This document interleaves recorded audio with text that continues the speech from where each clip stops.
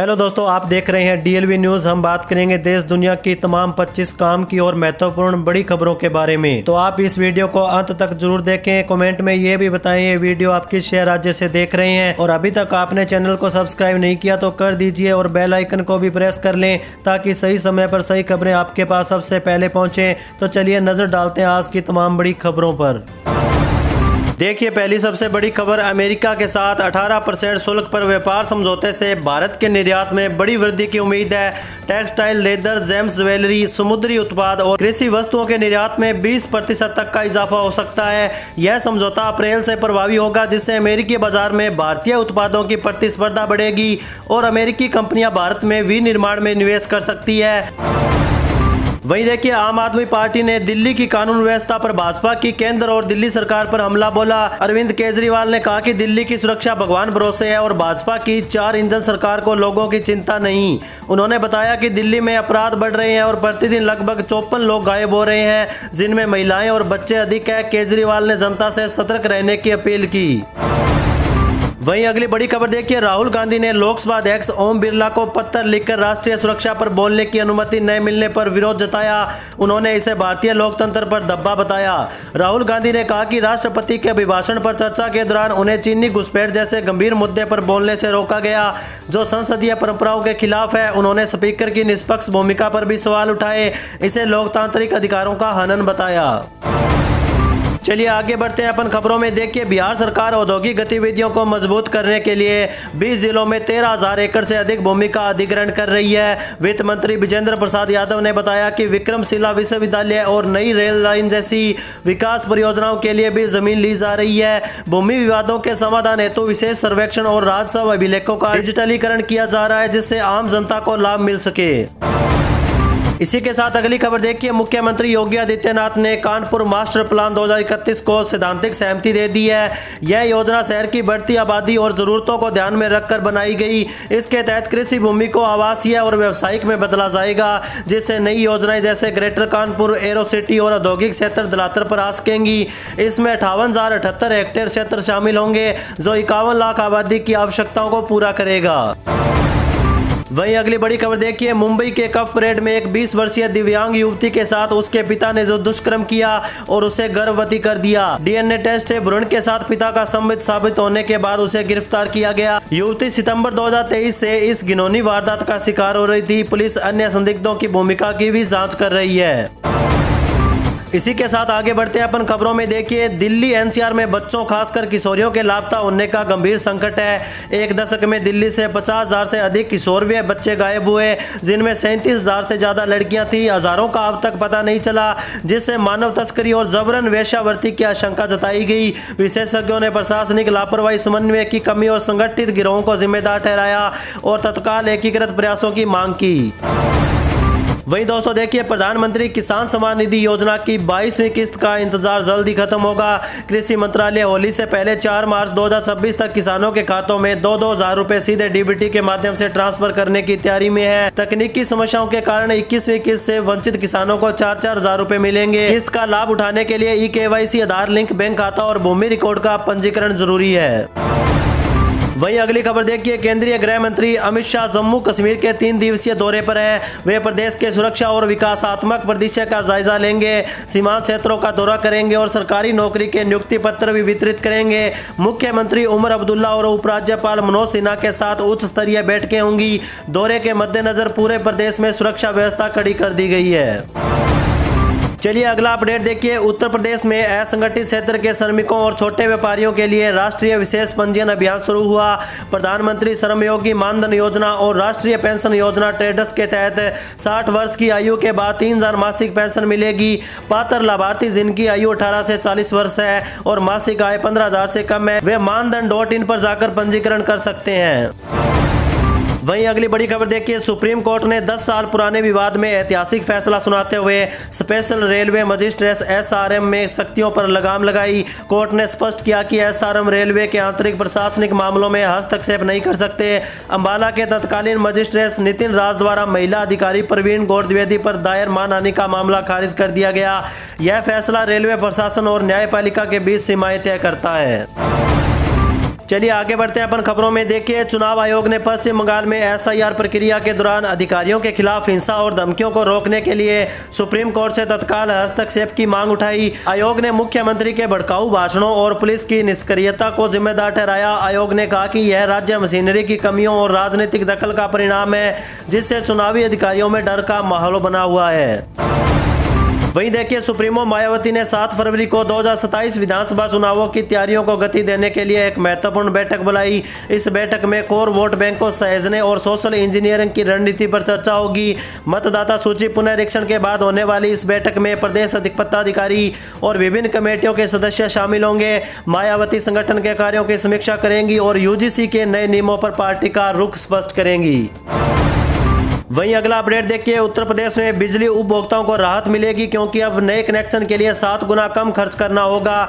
UPPCL ने fix charge की नई व्यवस्था लागू की है, जिससे ग्रामीण क्षेत्रों को विशेष लाभ मिलेगा। अब पोल की दूरी 60 मीटर से बढ़ाकर 300 मीटर कर दी गई है। 1 किलोवाट कनेक्शन पर 3500 रुपये फिक्स चार्ज लगेगा, बाकी खर्च विभाग उठाएगा। इससे पारदर्शिता बढ़ेगी और आर्थिक बोझ कम होगा।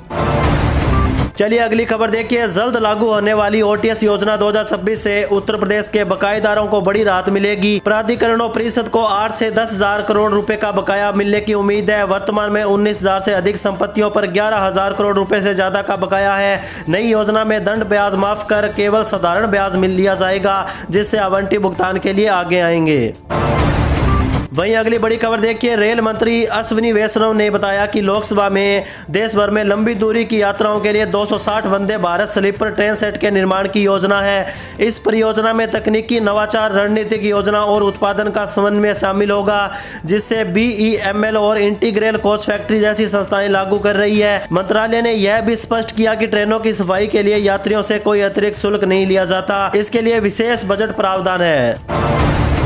अगली बड़ी खबर देखिए, दिल्ली सरकार राशन कार्ड धारकों को होली और दिवाली पर मुफ्त सिलेंडर देगी। इस योजना का लाभ PNG कनेक्शन धारकों को भी मिलेगा। यूपी में योगी सरकार पहले से ही होली और दिवाली पर मुफ्त सिलेंडर दे रही है। वर्तमान में LPG सिलेंडर की कीमतें दिल्ली में 853 रुपये प्रति सिलेंडर है। प्रधानमंत्री उज्ज्वला योजना के अंतर्गत आने वाले लाभार्थियों को केंद्र सरकार की 300 रुपये प्रति सिलेंडर की सब्सिडी को समायोजित करने के बाद 553 रुपये प्रति सिलेंडर की सहायता दी जाएगी।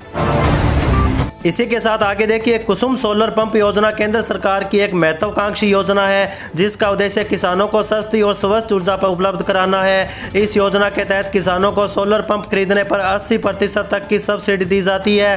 पहले जहां किसानों को पंप की कीमत का लगभग 40% खुद देना पड़ता था, अब यह राशि घटकर छोटे किसानों के लिए 20% रह गई है। सब्सिडी की पूरी राशि सीधे किसानों के बैंक खाते में DBT यानी डायरेक्ट बेनिफिट ट्रांसफर के माध्यम से भेजी जाएगी।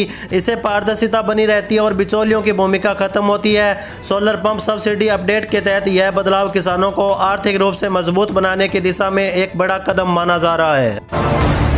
चलिए आगे बढ़ते हैं अपन खबरों में। देखिए, जमीन और प्रॉपर्टी के लेन देन में धोखाधड़ी और फर्जीवाड़े पर लगाम लगाने के लिए 1 फरवरी 2026 से एक बड़ा कदम उठाया गया।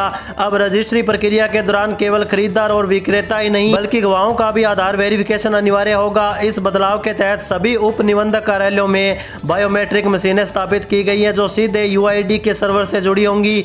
जैसे ही खरीदार, विक्रेता या गवाह अपने अंगूठे का उपयोग करेंगे, पहचान तुरंत पुष्ट की जाएगी। पहचान सही होने पर ही रजिस्ट्री की प्रक्रिया आगे बढ़ सकेगी। इससे फर्जी आधार कार्ड के जरिए जमीन बेचे जाने जैसी घटनाओं पर रोक लगेगी।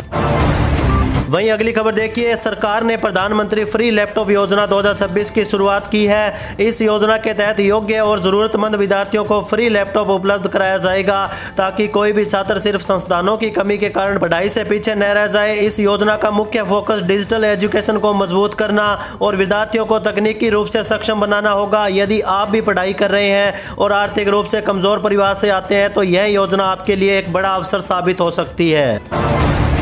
वहीं अगला अपडेट देखिए, रिजर्व बैंक ऑफ इंडिया ने बैंकिंग सिस्टम को और ज्यादा सुरक्षित और पारदर्शी बनाने के लिए कई अहम दिशा निर्देश जारी किए। RBI न्यू गाइडलाइंस का मकसद ग्राहकों के पैसों की सुरक्षा बढ़ाना और डिजिटल बैंकिंग में हो रही धोखाधड़ी पर लगाम लगाना है। आज जब करोड़ों लोग ऑनलाइन ट्रांजैक्शन, UPI और मोबाइल बैंकिंग का इस्तेमाल कर रहे हैं, ऐसे में साइबर फ्रॉड के मामले भी तेजी से बढ़ते हैं। इन्हीं चुनौतियों को देखते हुए RBI ने यह सख्त कदम उठाया।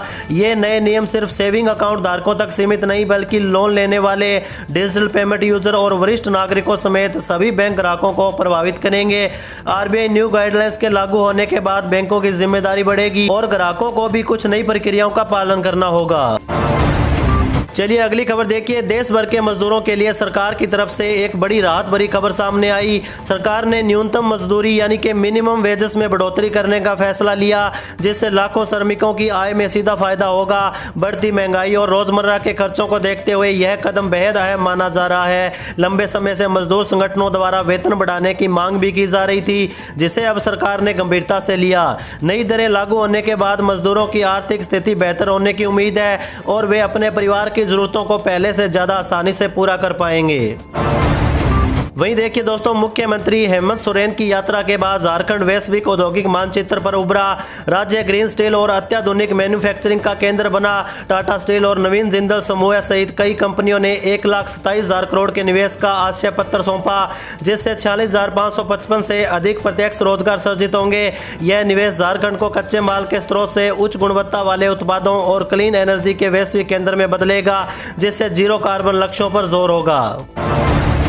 इसी के साथ आगे बढ़ते हैं अपन खबरों में। देखिए, राजस्थान सरकार ने मुख्यमंत्री वर्क फ्रॉम होम योजना 2026 शुरू की। इस योजना के तहत महिलाएं अपने घर से ही काम करके मासिक 25,700 तक की आमदनी कर सकती है। योजना का मुख्य उद्देश्य महिलाओं को आर्थिक रूप से सशक्त बनाना और घर बैठे रोजगार के अवसर प्रदान करना होगा। इस योजना से महिलाएं अपनी योग्यता और रुचि के अनुसार ऑनलाइन और ऑफलाइन काम कर सकती हैं। आवेदन प्रक्रिया पूरी तरह डिजिटल और पारदर्शी होगा, जिससे किसी भी महिला को परेशानी का सामना नहीं करना पड़ेगा। योजना में शामिल होकर महिलाएं सरकारी विभागों, निजी कंपनियों और विभिन्न संस्थानों से जुड़ सकती हैं और अपने कौशल का सही उपयोग करके आत्मनिर्भर बन सकती है। इस योजना से जुड़ने के लिए आवेदन की अंतिम तिथि निर्धारित की गई है, इसलिए इच्छुक महिलाएं समय रहते फॉर्म भर सकती है। वहीं अगली खबर देखिए। कांग्रेस ने अमेरिका के साथ ट्रेड डील पर प्रधानमंत्री मोदी पर हमला बोला। राहुल गांधी ने आरोप लगाया कि पीएम मोदी ने अमेरिकी दबाव में आकर किसानों की मेहनत को बेच दिया। उन्होंने एपस्टीन खुलासों और अदानी मामले को पीएम के दबाव का कारण बताया। राहुल गांधी ने कहा कि पीएम मोदी समझौताग्रस्त है और उन्होंने देश को बेच दिया है, इसलिए उन्हें संसद में बोलने नहीं दिया जाता। चलिए आगे बढ़ते हैं अपन खबरों में। देखिए, दिल्ली सरकार अगले वित्त वर्ष में सड़कों के सुधार पर 1200 करोड़ रुपए खर्च करेगी, जिससे 600 किलोमीटर नई सड़कें बनेगी। लोक निर्माण मंत्री प्रवेश वर्मा ने बताया, केंद्रीय बजट में शहरी ढांचागत विकास पर जोर है, जिसका दिल्ली लाभ उठाएगी। इस केंद्र से 1200 करोड़ की सहायता राशि प्राप्त करने के प्रयास किए जाएंगे। उन्होंने केंद्र दिल्ली समन्वय और भारत की बढ़ती आर्थिक शक्ति पर भी प्रकाश डाला।